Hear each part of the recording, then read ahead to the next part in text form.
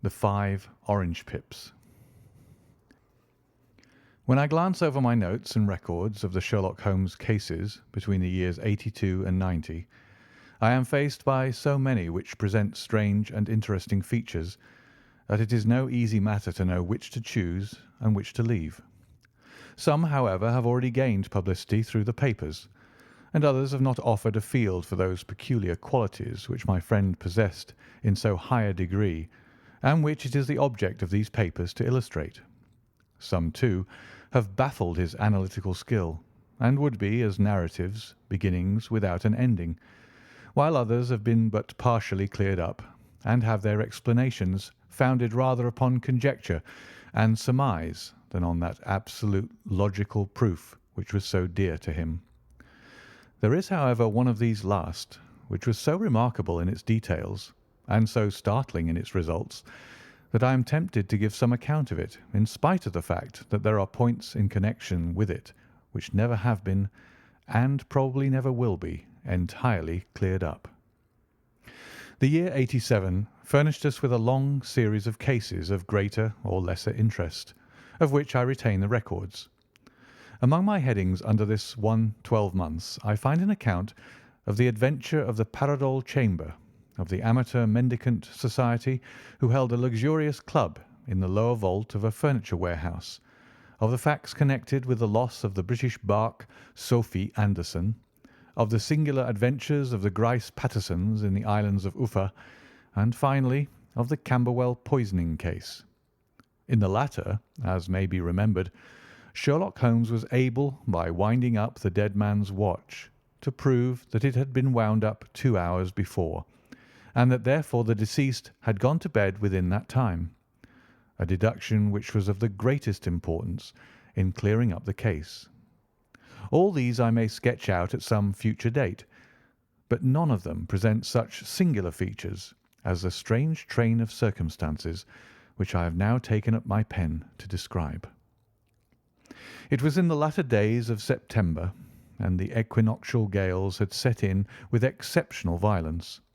All day the wind had screamed and the rain had beaten against the windows, so that even here in the heart of great, handmade London, we were forced to raise our minds for the instant from the routine of life and to recognize the presence of those great elemental forces which shriek at mankind through the bars of his civilization like untamed beasts in a cage. As evening drew in, the storm grew higher and louder, and the wind cried and sobbed like a child in the chimney. Sherlock Holmes sat moodily at one side of the fireplace, cross-indexing his records of crime, while I at the other was deep in one of Clark Russell's fine sea stories, until the howl of the gale from without seemed to blend with the text, and the splash of the rain to lengthen out into the long swash of the sea waves. My wife was on a visit to her mother's, and for a few days I was a dweller once more in my old quarters at Baker Street. "Why?" said I, glancing up at my companion. "That was surely the bell. Who could come tonight? Some friend of yours, perhaps?" "Except yourself, I have none," he answered. "I do not encourage visitors." "A client, then?" "If so, it is a serious case. Nothing less would bring a man out on such a day and at such an hour. But I take it that it is more likely to be some crony of the landlady's." Sherlock Holmes was wrong in his conjecture, however, for there came a step in the passage and a tapping at the door. He stretched out his long arm to turn the lamp away from himself and towards the vacant chair upon which a newcomer must sit. "Come in," said he. The man who entered was young, some 22 at the outside, well-groomed and trimly clad, with something of refinement and delicacy in his bearing. The streaming umbrella which he held in his hand and his long, shining waterproof told of the fierce weather through which he had come. He looked about him anxiously in the glare of the lamp, and I could see that his face was pale and his eyes heavy, like those of a man who is weighed down with some great anxiety. "I owe you an apology," he said, raising his gold pince-nez to his eyes. I trust that I'm not intruding. I fear that I have brought some traces of the storm and rain into your snug chamber." "Give me your coat and umbrella," said Holmes. "They may rest here on the hook and will be dry presently. You have come up from the south-west, I see." "Yes, from Horsham." "That clay and chalk mixture which I see upon your toe-caps is quite distinctive." "I have come for your advice." "That is easily got." "And help." "That is not always so easy." "I have heard of you, Mr. Holmes. I heard from Major Prendergast how you saved him in the Tankerville Club scandal." "Ah, of course. He was wrongfully accused of cheating at cards." "He said that you could solve anything." "He said too much." "That you are never beaten." "I have been beaten 4 times, 3 times by men, and once by a woman." "But what is that compared with the number of your successes?" "It is true that I have been generally successful." "Then you may be so with me." "I beg that you will draw your chair up to the fire and favour me with some details as to your case." "It is no ordinary one." "None of those which come to me are. I am the last court of appeal." "And yet I question, sir, whether in all your experience you have ever listened to a more mysterious and inexplicable chain of events than those which have happened in my own family." "You fill me with interest," said Holmes. "Pray give us the essential facts from the commencement, and I can afterwards question you as to those details which seem to me the most important." The young man pulled his chair up and pushed his wet feet out towards the blaze. "My name," said he, "is John Openshaw, but my own affairs have, as far as I can understand, little to do with this awful business. It is a hereditary matter, so in order to give you an idea of the facts, I must go back to the commencement of the affair. You must know that my grandfather had 2 sons, my uncle Elias and my father Joseph. My father had a small factory at Coventry, which he enlarged at the time of the invention of bicycling. He was a patentee of the Openshaw unbreakable tyre, and his business met with such success that he was able to sell it and to retire upon a handsome competence. My uncle Elias emigrated to America when he was a young man and became a planter in Florida, where he was reported to have done very well.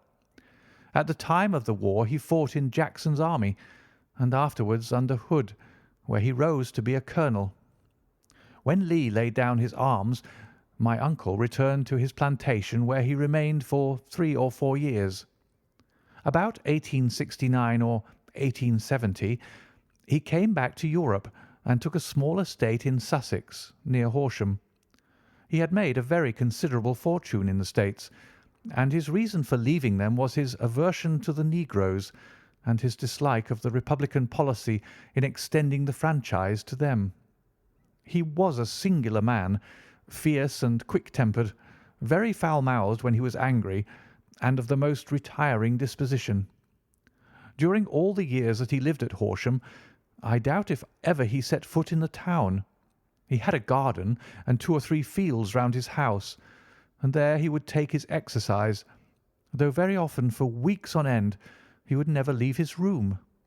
He drank a great deal of brandy and smoked very heavily, but he would see no society and did not want any friends, not even his own brother. He didn't mind me. In fact, he took a fancy to me, for at the time when he saw me first I was a youngster of 12 or so. This would be in the year 1878, after he had been 8 or 9 years in England. He begged my father to let me live with him, and he was very kind to me in his way. When he was sober, he used to be fond of playing backgammon and draughts with me, and he would make me his representative both with the servants and with the tradespeople, so that by the time that I was 16 I was quite master of the house. I kept all the keys, and could go where I liked and do what I liked, so long as I did not disturb him in his privacy. There was one singular exception, however, for he had a single room, a lumber room up among the attics, which was invariably locked, and which he would never permit either me or anyone else to enter. With a boy's curiosity, I have peeped through the keyhole, but I was never able to see more than such a collection of old trunks and bundles as would be expected in such a room. One day, it was in March 1883, a letter with a foreign stamp lay upon the table in front of the colonel's plate. It was not a common thing for him to receive letters, for his bills were all paid in ready money, and he had no friends of any sort. "From India," said he, as he took it up. "Pondicherry postmark. What can this be?" Opening it hurriedly, out there jumped 5 little dried orange pips, which pattered down upon his plate. I began to laugh at this, but the laugh was struck from my lips at the sight of his face. His lip had fallen, his eyes were protruding, his skin the colour of putty, and he glared at the envelope which he still held in his trembling hand. "K, K, K!" he shrieked, and then, my God, my sins have overtaken me." "What is it, uncle?" I cried. "Death," said he, and rising from the table, he retired to his room, leaving me palpitating with horror.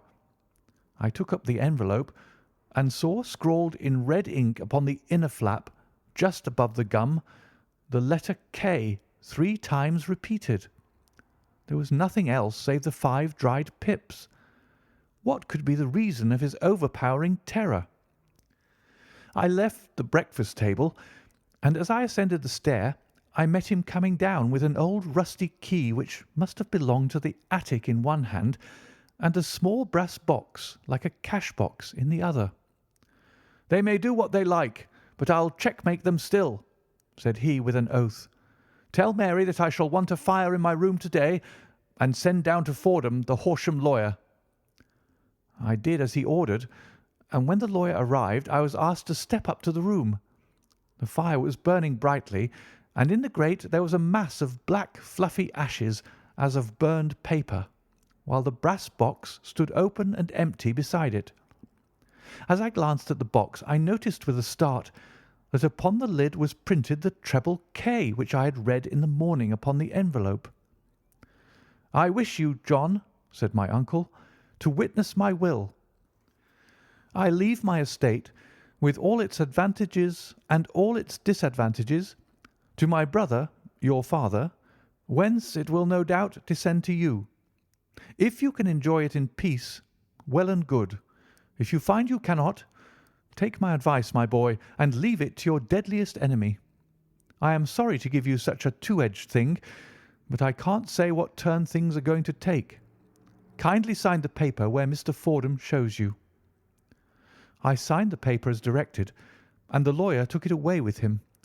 The singular incident made, as you may think, the deepest impression upon me, and I pondered over it and turned it every way in my mind without being able to make anything of it. Yet I could not shake off the vague feeling of dread which it left behind, though the sensation grew less keen as the weeks passed, and nothing happened to disturb the usual routine of our lives. I could see a change in my uncle, however. He drank more than ever, and he was less inclined for any sort of society.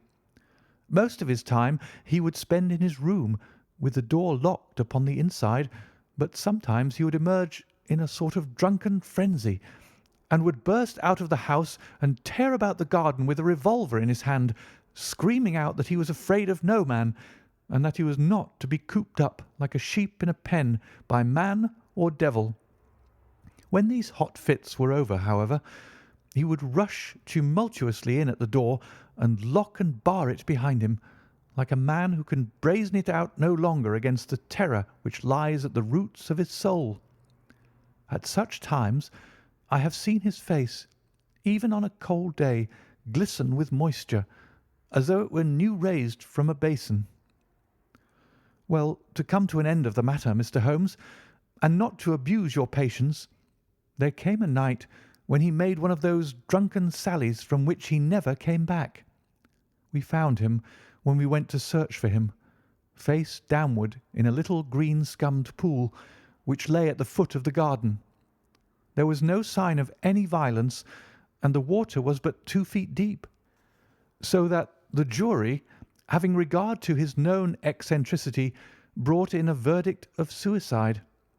But I, who knew how he winced from the very thought of death, had much ado to persuade myself that he had gone out of his way to meet it. The matter passed, however, and my father entered into possession of the estate, and of some £14,000 which lay to his credit at the bank. "One moment," Holmes interposed. "Your statement is, I foresee, one of the most remarkable to which I have ever listened. Let me have the date of the reception by your uncle of the letter, and the date of his supposed suicide." "The letter arrived on March 10th, 1883. His death was 7 weeks later, upon the night of May 2nd. "Thank you. Pray proceed." "When my father took over the Horsham property, he, at my request, made a careful examination of the attic, which had been always locked up. We found the brass box there, although its contents had been destroyed. On the inside of the cover was a paper label with the initials of K.K.K. repeated upon it, and letters, memoranda, receipts, and a register written beneath. These, we presume, indicated the nature of the papers which had been destroyed by Colonel Openshaw. For the rest, there was nothing of much importance in the attic, save a great many scattered papers and notebooks bearing upon my uncle's life in America.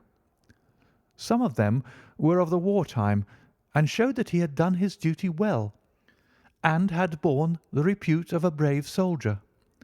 Others were of a date during the reconstruction of the Southern States, and were mostly concerned with politics, for he had evidently taken a strong part in opposing the carpet-bag politicians who had been sent down from the north.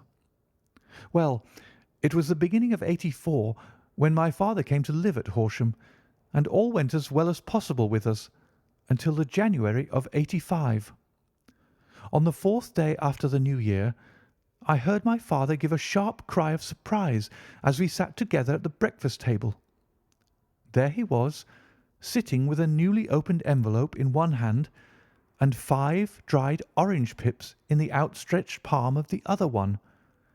He had always laughed at what he called my cock and bull story about the colonel, but he looked very scared and puzzled now that the same thing had come upon himself. "Why, what on earth does this mean, John?" he stammered. My heart had turned to lead. "It is K.K.K.," said I. He looked inside the envelope. "So it is," he cried. "Here are the very letters. But what is this written above them?" "Put the papers on the sundial," I read, peeping over his shoulder. "What papers? What sundial?" he asked. "The sundial in the garden. There is no other," said I. "But the papers must be those that are destroyed." "Pooh!" said he, gripping hard at his courage. "We are in a civilized land here, and we can't have tomfoolery of this kind. Where does the thing come from?" "From Dundee," I answered, glancing at the postmark. "Some preposterous practical joke," said he. "What have I to do with sundials and papers? I shall take no notice of such nonsense." "I should certainly speak to the police," I said. "And be laughed at for my pains? Nothing of the sort." "Then let me do so." "No, I forbid you. I won't have a fuss made about such nonsense." It was in vain to argue with him, for he was a very obstinate man. I went about, however, with a heart which was full of forebodings. On the 3rd day after the coming of the letter, my father went from home to visit an old friend of his, Major Freebody, who is in command of one of the forts upon Portsdown Hill. I was glad that he should go, for it seemed to me that he was farther from danger when he was away from home. In that, however, I was in error. Upon the 2nd day of his absence, I received a telegram from the Major imploring me to come at once. My father, had fallen over one of the deep chalk pits which abound in the neighbourhood, and was lying senseless with a shattered skull. I hurried to him, but he passed away without having ever recovered his consciousness. He had, as it appears, been returning from Fareham in the twilight, and as the country was unknown to him and the chalk pit unfenced, the jury had no hesitation in bringing in a verdict of death from accidental causes. Carefully, as I examined every fact connected with his death, I was unable to find anything which could suggest the idea of murder. There were no signs of violence, no footmarks, no robbery, no record of strangers having been seen upon the roads, and yet I need not tell you that my mind was far from at ease, and that I was well nigh certain that some foul plot had been woven round him. In this sinister way I came into my inheritance. You will ask me why I did not dispose of it.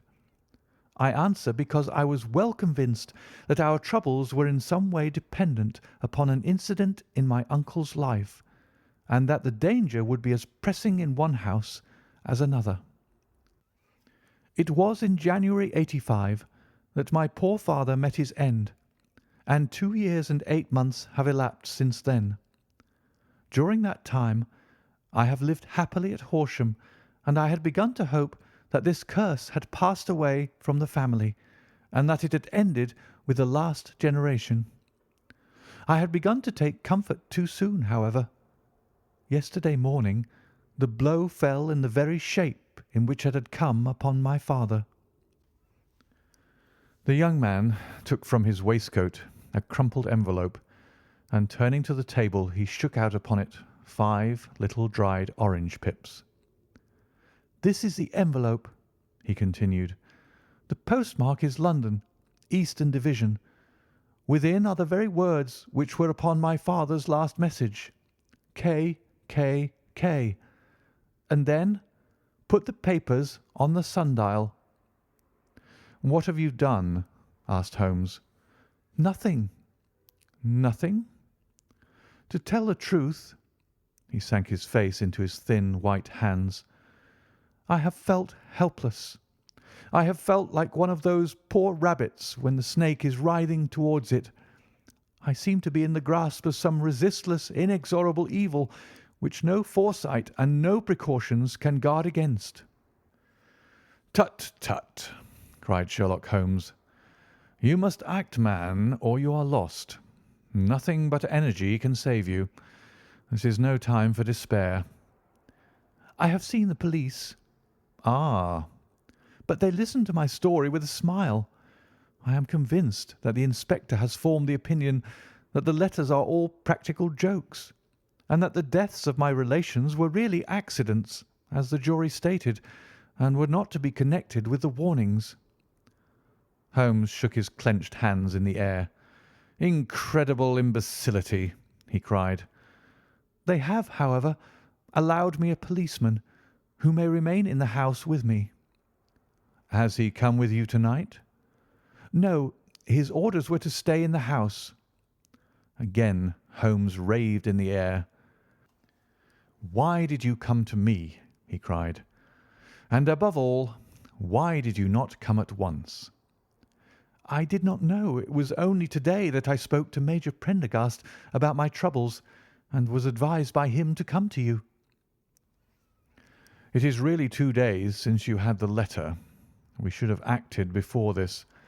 You have no further evidence, I suppose, than that which you have placed before us? No suggestive detail which might help us?" "There is one thing," said John Openshaw. He rummaged in his coat pocket, and drawing out a piece of discoloured blue-tinted paper, he laid it out upon the table. "I have some remembrance," said he, "that on the day when my uncle burned the papers, I observed that the small unburned margins which lay amid the ashes were of this particular colour. I found this single sheet upon the floor of his room, and I am inclined to think that it may be one of the papers which has, perhaps, fluttered out from among the others, and in that way has escaped destruction. Beyond the mention of pips, I do not see that it helps us much. I think myself that it is a page from some private diary. The writing is undoubtedly my uncle's." Holmes moved the lamp, and we both bent over the sheet of paper, which showed by its ragged edge that it had indeed been torn from a book.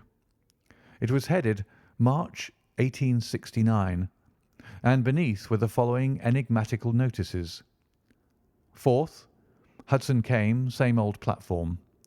7th, set the pips on Macaulay, Paramore, and John Swain of St. Augustine. 9th, Macaulay cleared. 10th, John Swain cleared. 12th, visited Paramore. All well. "Thank you," said Holmes, folding up the paper and returning it to our visitor. "And now you must on no account lose another instant. We cannot spare time even to discuss what you have told me. You must get home instantly and act." "What shall I do?" "There is but one thing to do. It must be done at once. You must put this piece of paper which you have shown us into the brass box which you have described. You must also put in a note to say that all the other papers were burned by your uncle, and that this is the only one which remains. You must assert that in such words as will carry conviction with them. Having done this, you must at once put the box out upon the sundial as directed. Do you understand?" "Entirely." "Do not think of revenge or anything of the sort at present. I think that we may gain that by means of the law, but we have our web to weave while theirs is already woven. The first consideration is to remove the pressing danger which threatens you. The second is to clear up the mystery and to punish the guilty parties." "I thank you," said the young man, rising and pulling on his overcoat. "You have given me fresh life and hope. I shall certainly do as you advise." "Do not lose an instant. And above all, take care of yourself in the meanwhile, for I do not think that there can be a doubt that you are threatened by a very real and imminent danger. How do you go back?" "By train from Waterloo." "It is not yet 9. The streets will be crowded, so I trust that you may be in safety. And yet you cannot guard yourself too closely." "I am armed." "That is well. Tomorrow I shall set to work upon your case." "I shall see you at Horsham, then?" "No. Your secret lies in London. It is there that I shall seek it." "Then I shall call upon you in a day or in 2 days with news as to the box and the papers. I shall take your advice in every particular." He shook hands with us and took his leave. Outside the wind still screamed and the rain splashed and pattered against the windows. This strange, wild story seemed to have come to us from amid the mad elements, blown in upon us like a sheet of seaweed in a gale, and now to have been reabsorbed by them once more. Sherlock Holmes sat for some time in silence, with his head sunk forward and his eyes bent upon the red glow of the fire. Then he lit his pipe, and leaning back in his chair, he watched the blue smoke rings as they chased each other up to the ceiling. "I think, Watson," he remarked at last, "that of all our cases we have had none more fantastic than this. Save perhaps the sign of 4. Well, yes, save perhaps that. And yet this John Openshaw seems to me to be walking amid even greater perils than did the Sholtos." "But have you," I asked, "formed any definite conception as to what these perils are?" "There can be no question as to their nature," he answered. "Then what are they? Who is this K., and why does he pursue this unhappy family?" Sherlock Holmes closed his eyes and placed his elbows upon the arms of his chair with his finger-tips together. "The ideal reasoner," he remarked, "would, when he had once been shown a single fact in all its bearings, deduce from it not only the chain of events which led up to it, but also all the results which would follow from it. As Cuvier could correctly describe a whole animal, by the contemplation of a single bone. So the observer, who has thoroughly understood one link in a series of incidents, should be able to accurately state all the other ones, both before and after. We have not yet grasped the results which the reason alone can attain to. Problems may be solved in the study which have baffled all those who have sought a solution by the aid of their senses.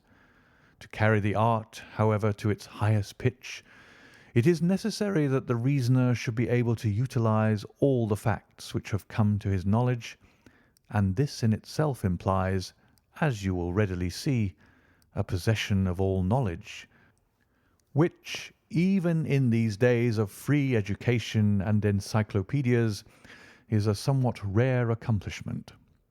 It is not so impossible, however, that a man should possess all knowledge which is likely to be useful to him in his work, and this I have endeavoured in my case to do. If I remember rightly, you on one occasion, in the early days of our friendship, defined my limits in a very precise fashion. Yes, I answered, laughing. It was a singular document. Philosophy, astronomy, and politics were marked at 0, I remember.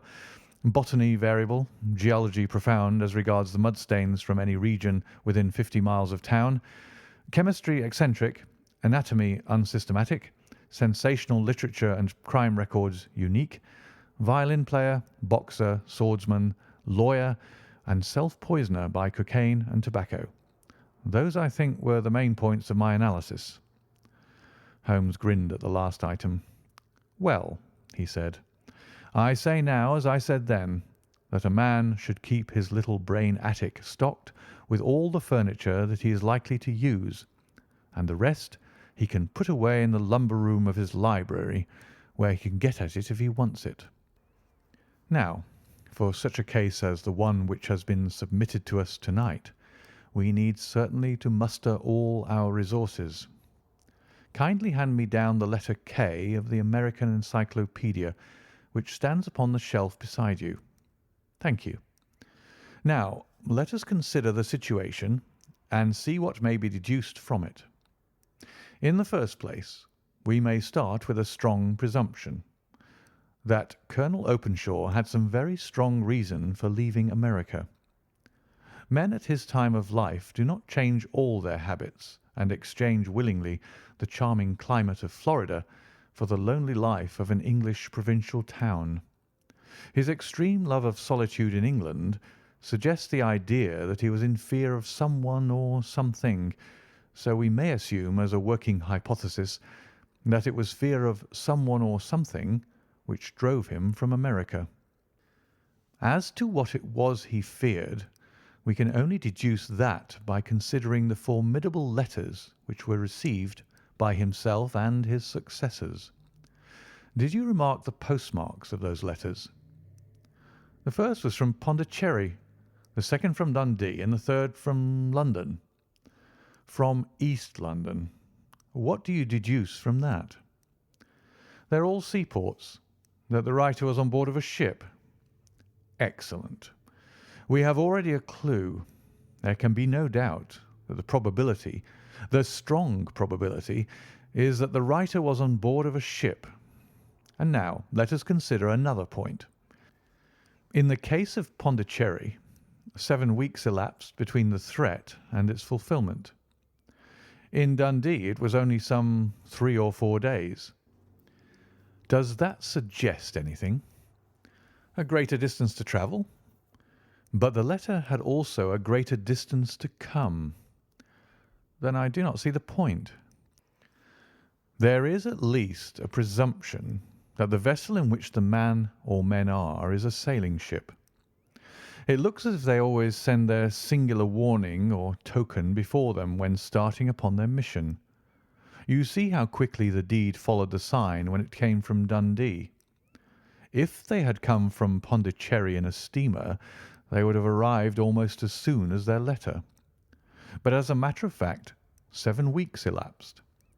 I think that those 7 weeks represented the difference between the mail boat which brought the letter and the sailing vessel which brought the writer. It is possible, More than that, it is probable. And now you see the deadly urgency of this new case, and why I urged young Openshaw to caution. The blow has always fallen at the end of the time which it would take the senders to travel the distance.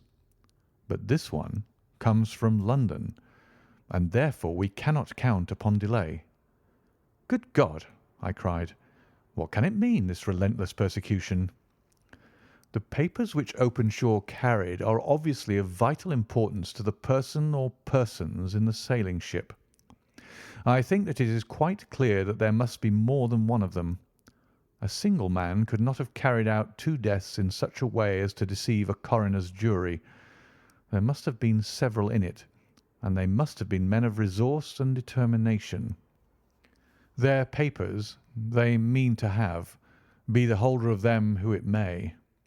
In this way, you see, KKK ceases to be the initials of an individual and becomes the badge of a society." "But of what society?" "Have you never," said Sherlock Holmes, bending forward and sinking his voice, "have you never heard of the Ku Klux Klan?" "I never have." Holmes turned over the leaves of the book upon his knee. "Here it is," said he presently. "Ku Klux Klan, a name derived from the fanciful resemblance to the sound produced by cocking a rifle. This terrible secret society was formed by some ex-Confederate soldiers in the Southern States after the Civil War, and it rapidly formed local branches in different parts of the country, notably in Tennessee, Louisiana, the Carolinas, Georgia, and Florida. Its power was used for political purposes, principally for the terrorizing of the negro voters and the murdering and driving from the country of those who were opposed to its views. Its outrages were usually preceded by a warning sent to the marked man in some fantastic but generally recognized shape: a sprig of oak leaves in some parts, melon seeds or orange pips in others. On receiving this, the victim might either openly abjure his former ways, or might fly from the country. If he braved the matter out, death would unfailingly come upon him, and usually in some strange and unforeseen manner. So perfect was the organization of the society, and so systematic its methods, that there is hardly a case upon record where any man succeeded in braving it with impunity, or in which any of its outrages were traced home to the perpetrators. For some years the organization flourished in spite of the efforts of the United States government and of the better classes of the community in the South. Eventually, in the year 1869, the movement rather suddenly collapsed, although there have been sporadic outbreaks of the same sort since that date. "You will observe," said Holmes, laying down the volume, "that the sudden breaking up of the society was coincident with the disappearance of Openshaw from America with their papers. It may well have been cause and effect. It is no wonder that he and his family have some of the more implacable spirits upon their track. You can understand that this register and diary may implicate some of the first men in the South, and that there may be many who will not sleep easy at night until it is recovered. Then the page we've seen is such as we might expect. It ran, if I remember right, sent the pips to A, B, and C, that is, sent the society's warning to them. Then there are successive entries that A and B cleared or left the country, and finally that C was visited with, I fear, a sinister result for C. Well, I think, Doctor, that we may let some light into this dark place, and I believe that the only chance young Openshaw has in the meantime is to do what I have told him. There is nothing more to be said or to be done to-night, so hand me over my violin, and let us try to forget for half an hour the miserable weather and the still more miserable ways of our fellow men." It had cleared in the morning, and the sun was shining with a subdued brightness through the dim veil which hangs over the great city. Sherlock Holmes was already at breakfast when I came down. "You will excuse me for not waiting for you," said he. "I have, I foresee, a very busy day before me in looking into this case of young Openshaw's." "What steps will you take?" I asked. It will very much depend upon the results of my first inquiries.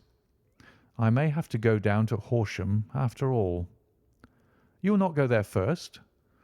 "No, I shall commence with the city. Just ring the bell, and the maid will bring up your coffee." As I waited, I lifted the unopened newspaper from the table and glanced my eye over it.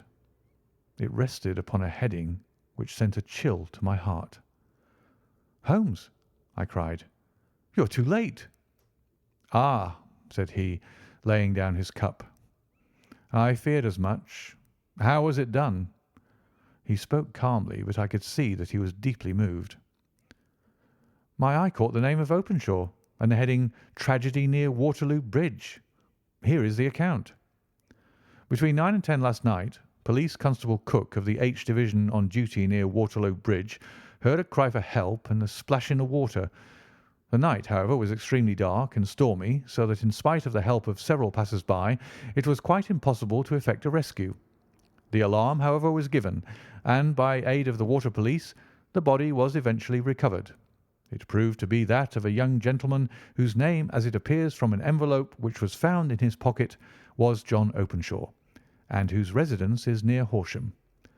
It is conjectured that he may have been hurrying down to catch the last train from Waterloo Station, and that in his haste and the extreme darkness he missed his path and walked over the edge of one of the small landing places for river steamboats. The body exhibited no traces of violence, and there can be no doubt that the deceased had been the victim of an unfortunate accident, which should have the effect of calling the attention of the authorities to the condition of the riverside landing stages. We sat in silence for some minutes, Holmes more depressed and shaken than I had ever seen him. "That hurts my pride, Watson," he said at last. "It is a petty feeling, no doubt, but it hurts my pride. It becomes a personal matter with me now, and if God sends me health, I shall set my hand upon this gang. That he should come to me for help, and that I should send him away to his death." He sprang from his chair and paced about the room in uncontrollable agitation, with a flush upon his sallow cheeks and a nervous clasping and unclasping of his long, thin hands. "They must be cunning devils," he exclaimed at last. "How could they have decoyed him down there? The embankment is not on the district line to the station. The bridge, no doubt, was too crowded, even on such a night, for their purpose. Well, Watson, we shall see who will win in the long run. I am going out now." "To the police?" "No. I shall be my own police. When I have spun the web they may take the flies, but not before." All day I was engaged in my professional work, and it was late in the evening before I returned to Baker Street. Sherlock Holmes had not come back yet. It was nearly 10 o'clock before he entered, looking pale and worn. He walked up to the sideboard, and tearing a piece from the loaf, he devoured it voraciously, washing it down with a long draught of water. "You are hungry?" I remarked. "Starving. It had escaped my memory. I have had nothing since breakfast." "Nothing?" "Not a bite. I had no time to think of it."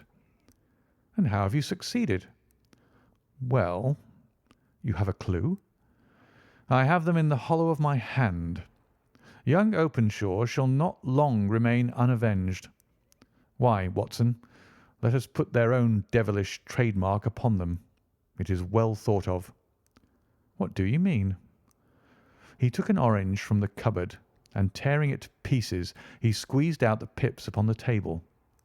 Of these he took 5 and thrust them into an envelope.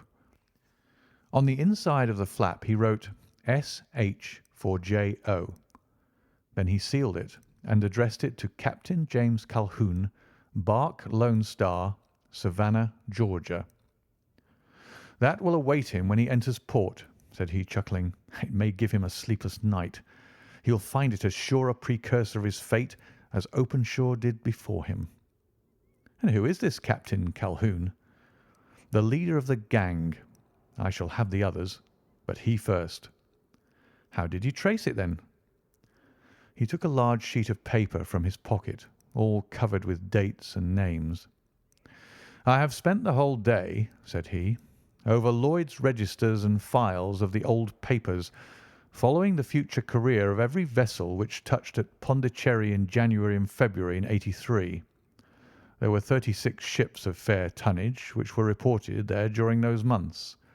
Of these, one, the Lone Star, instantly attracted my attention, since, although it was reported as having cleared from London, the name is that which is given to one of the states of the Union. Texas, I think. I was not and am not sure which, but I knew that the ship must have an American origin. What then? I searched the Dundee records, and when I found that the barque Lone Star was there in January '85, my suspicion became a certainty. I then inquired as to the vessels which lay at present in the port of London. Yes, the Lone Star had arrived here last week. I went down to the Albert Dock and found that she had been taken down the river by the early tide this morning, homeward bound to Savannah. I wired to Gravesend and learned that she had passed some time ago, and as the wind is easterly, I have no doubt that she is now past the Goodwins and not very far from the Isle of Wight." "What will you do, then?" "Oh, I have my hand upon him. He and the two mates are, as I learn, the only native-born Americans in the ship. The others are Finns and Germans. I know also that they were all three away from the ship last night. I had it from the stevedore, who's been loading their cargo. By the time that their sailing ship reaches Savannah, the mail-boat will have carried this letter, and the cable will have informed the police of Savannah that these three gentlemen are badly wanted here upon a charge of murder. There is ever a flaw, however, in the best laid of human plans, and the murderers of John Openshaw were never to receive the orange pips which would show them that another, as cunning and as resolute as themselves, was upon their track. Very long and very severe were the equinoctial gales that year. We waited long for news of the Lone Star of Savannah, but none ever reached us. We did at last hear that somewhere, far out in the Atlantic, a shattered stern post of a boat was seen swinging in the trough of a wave, with the letters L.S. carved upon it. And that is all which we shall ever know of the fate of the Lone Star. End of the 5 Orange Pips.